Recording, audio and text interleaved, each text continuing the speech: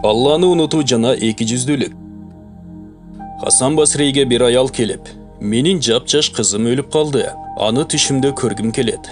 Ушунун жолун үйрөтөсүңбү деп сага келдим дейт. Хасан Басри ага түшүндө кызын кандай көрүүгө болоорун үйрөтөт. Ошентип аял кызын түшүндө көрөт. Кызынын үстүндө оттон кийим, мойнунда чынжыр жана буттарында кишем бар эле. Аял бул тууралуу Хасан Басриге айтып бергенде, ал аябай кайгырат. Бир канча убакыттан кийин Хасан Басри түшүндө баягы кызды бейиште башына тажы кийип алып жүргөнүн көрөт. Кыз ага: "Мени тааныдыңызбы? Мени түшүндө көргүсү келген аялдын кызымын" дейт. Хасан Басри: "Сен кантип мындай болуп калдың" дегенде, кыз: "Бир киши биздин мирзөнүн жанынан өтүп баратып, Алланын элчисине саллаллаху алейхи вассалам бир жолу салават айтты. Мирзөдө азап тартып жаткан 550 маркум бар эле. Ошол салаваттан кийин бул маркумдардын азабы ушул киши айткан салаваттын урматына токтосун деген буйрук угулду" деп жооп берет. Бир кишинин бир жолу айткан салаваты 550 кишинин азабын токтотуп жаткан болсо, 50 жылдык өмүрү боюнча салават айткан пенде кыямат күнү пайгамбарыбыздын саллаллаху алейхи вассалам шапаатына ээ болбойбу? Алла Таала Куран Каримде мындай деп айтат: "Алланы унуткандар сыяктуу болбогула, күнөөгө батпагыла. Башкача айтканда, алар Алланын буйруктарына кайдыгер карап, анын буйруктарына каршы иш кылышат. Алар бул дүйнөнүн жыргалчылыгына берилип, ага азгырылышат." Пайгамбарыбыздан саллаллаху алейхи вассалам мунафык тууралуу суралганда, момун пенденин оюнда намаз менен орозо бар, ал эми мунафыктын оюнда айбандар сымал жеп ичүү бар деп жооп берген. Момун пенде садага берүү менен күнөөлөрүнүн кечирилишин каалайт. Мунафык болсо дүйнөгө берилип, куру кыялдардын артынан жүрө берет. Момун пенде Алладан башка эч кимге таянбайт. Мунафык болсо Алладан башканын баарынан үмүт кылат. Момун пенде дининин дүйнөдөн артык көрөт. Мунафык болсо дүйнөнү динден артык көрөт. Момун Алладан гана коркот. Мунафык болсо Алладан башка баарынан коркот. Момун жакшы иштерди жасайт жана Алладан коркуп ыйлайт. Мунафык болсо күнөө кылып коюп, жыргап куунап жүрө берет. Момун жакшылыкка үндөйт. Мунафык бузуклук кылып, күнөө иштерге түртөт жана жакшылыктан тосот. Алла Таала Куран Каримде мындай деп айтат: "Мунафык эркектер менен мунафык аялдар бири-биринен эч кандай айырмасы жок. Алар жамандыкка чакырып, изгиликтен тосушат. Алардын колдору ар дайым жумулуу, кайрымдуулук кылышпайт. Алар Алланы унутушкан, ошондуктан Алла да аларды унуткан, жардам бербейт, ырайым кылбайт. Акыйкатта мунафыктар бузукулар. Алла мунафык эркектер менен мунафык аялдарга жана капырларга, алар эч качан чыкпай турган отту, тозокту убада кылды. Ошол аларга жетиштүү. Аларга Алланын каргышы тийген, аларга түгөнбөс азап бар. Албетте, Алла эки жүздүүлөр менен капырлардын баарын тозокко жыйнайт." Жогордагы аяттарда мунафыктар биринчи айтылган, анткени алар капырлардан да жаман. Анан артынан бул эки топтун тең тозокко кирери билдирилген. Башка бир аятта Алла Таала мындай дейт: "Акыйкатта эки жүздүүлөр тозоктун төмөнкү катмарында болушат. Сен алар үчүн жардам кылуучуну таппайсың." Мунафык деген сөз көр чычкан деген маанидеги сөздөн келип чыккан. Себеби көр чычкандын ийнинде эки тешиги болот. Биринен көрүнүп коюп, экинчисинен чыгып кетип калат. Мына ошондуктан мунафыкка да ушул ат берилген. Себеби ал мусулман болуп көрүнгөнү менен чынында мусулман эмес, динден чыккан киши. Пайгамбарыбыздан саллаллаху алейхи вассалам: "Момун деген ким? Мунафык деген ким?" деп сурашканда, пайгамбарыбыз саллаллаху алейхи вассалам: "Момун намаз окуйт, орозо кармайт. Мунафык болсо айбандай жеп ичет, намаз окубайт жана Алла буйруган адеп ахлакка жатпагандай жашайт."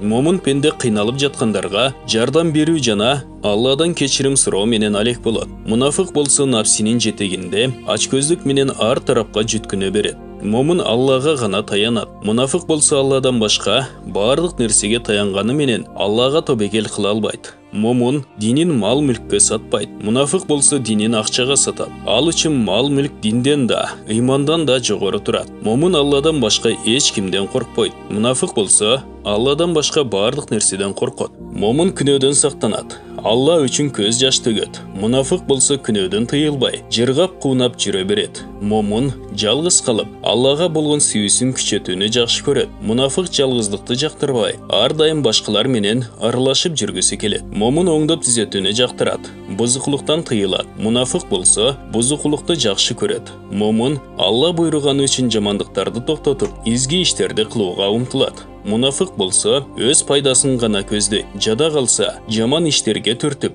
жакшы иштерге бөгөт болот. Bir hadiste Peygamberimiz sallallahu aleyhi ve sellem münafık iki top koydun ortasında bir bul topko, bir tigil topko koşuluğa hareket kılıp birok eköөнө тең чоочун болгон үчүн алардын эч бирине кошула албаган койго окшойт деген. Ошого окшоп эки жүздүү мунафык кишилер да баарына жат болуп, имандууларга да, имансыздарга да кошула албайт. Алла Таала булар үчүн тозокту 7 эшикти кылып жараткан. Себеби Куран Каримде анын 7 эшиги бар. Ар бир эшикке ажыратылган, дайындалган топ бар деп айтылат. Бул эшиктер каргыш менен темирден капталган.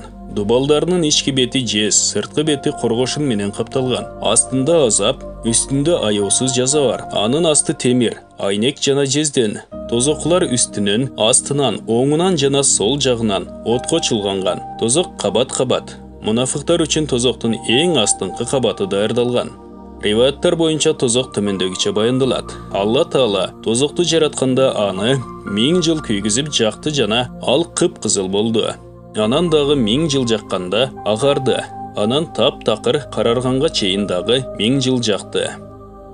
Жебреил алейхиссалам пайгамбарыбызга саллаллаху алейхи вассалам тозокту төмөндөгүчө сүрөттөп берген. О Мухаммад, сени пайгамбар кылып жиберген Аллага ант ичем. Эгер тозоккулардын кийимдеринен бирөөсү жер жүзүнө чыгып калса, бүтүндөй адамзат өлөт. Тозоктун суусунан бир кесе суу жер жүзүнүн сууларына кошулса, андан ичкен жан өлөт. Эгерде Алланын анан узундугу 70 кез чынжырга матап байлагыла деп айткан аятындагы чынжырлардын чыканактай эле бөлүгү бул дүйнө тоолордун бирөөсүнүн үстүнө түшсө, тоону эритип жибермек. Эгер бир киши тозокко киргизилип, кайра бул дүйнөгө чыгарылса, анын заар жытынан бүтүндөй адамзат өлүп калмак. Алланы жана анын улуулугун билген киши андан каттуу коркот жана акыретте азапка дуушар болуп калбаш үчүн напсисин алдын ала тарбиялап барат. Кылган күнөөлөрүнүн бети ачылып, Алланын алдында жоопко тартылып, тозокко ыргытылуудан мурда өз журум-турумун жөнгө салат.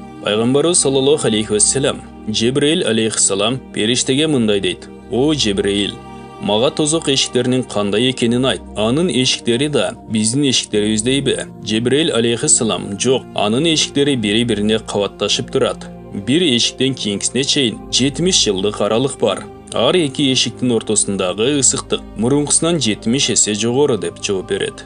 Пайгамбарыбыз саллаллаху алейхи вассалам бул эшиктерден кимдер кирерин сураганда, Жебреил алейхиссалам мындай деп жооп берет: "Хавия деп аталган эң астыңкы эшигине мунафыктар киришет." Алла Таала Куран Каримде мындай деп айтат: "Акыйкатта эки жүздүүлөр тозок отунун төмөнкү катмарында болушат. Экинчи эшик Жахим, анда мушриктер кирет. Үчүнчү эшиги Сакар, бул эшиктен жылдызга сыйынуучулар кирет. Төртүнчү эшик Лаза, мындан иблис жана аны ээрчиген бардык отпараздар киришет. Бешинчиси Хотама, андан жөөттөр кирет. Алтынчы эшик Сайыр, бул эшиктен христиандар киришет." Ушул сөздү айткандан кийин Жебреил алейхиссалам ун чыкпай калат. Пайгамбарыбыз саллаллаху алейхи вассалам 7-чи эшиктен кимдер кирерин эмне үчүн айтпаганын сураганда, Жебреил алейхиссалам ал үммөтүңдөн чоң күнөө кылып тооба келтирбей өлгөндөр кире турган эшик деп жооп кайтарат. Баарыңардын ал жайга тозокко киришиңер анык деген аят түшкөндө, Пайгамбарыбыз саллаллаху алейхи вассалам каттуу коркуп, үммөтүнүн сурагын оордугун ойлоп ыйлайт. Жараткан эгесин тааныган жана анын азабын билген киши андан чындап коркот жана бул оор учурду көрбөй туруп ыйлайт. Бул коркунучтуу тозокко кирбөө үчүн Аллага жалбарат. Канчалаган каарыган кишилер бар. Алар аттиң менин жаш чагым деп кайгырат. Дагы канчалаган жаштар кайран менин жаштыгым деп сыздайт. Канчалаган аялдар да кылган күнөөлөрүнө ыйлашат. Ал жайда баарынын денеси капкара болуп, белдери бекчейип калат. Ал жайда улууларга урмат, кичүүлөргө ырайым болбойт. Аялдар дырдай жылаңач калышат. О ырайымдуулугу менен кечирүүчү улуу Алла, Бизди тозок отунан, тозоктун азабынан жана тозокко жакындатчу ар кандай иштерден сакта. Бизди жакшы пенделериң менен бейишиңе киргизе көр. О мээримдүүлөрдүн мээримдүүсү, кемчиликтерибизди жашырып, башчыларыбызды ишенимдүү кыла көр. Жаза тайгандан кийин кайрадан оңолушубузду насип кыл жана бизди алдыңа барганда уят кыла көрбө. Салам жана салаваттар пайгамбарыбызга саллаллаху алейхи вассалам жана анын жакындарына, сахабаларына болсун. Бул баян жүрөктөрдүн ачкычы аталыштагы китептен алынды. Урматтуу мусулман бир туугандар, биздин Икро медиа каналыбызга катталыңыздар.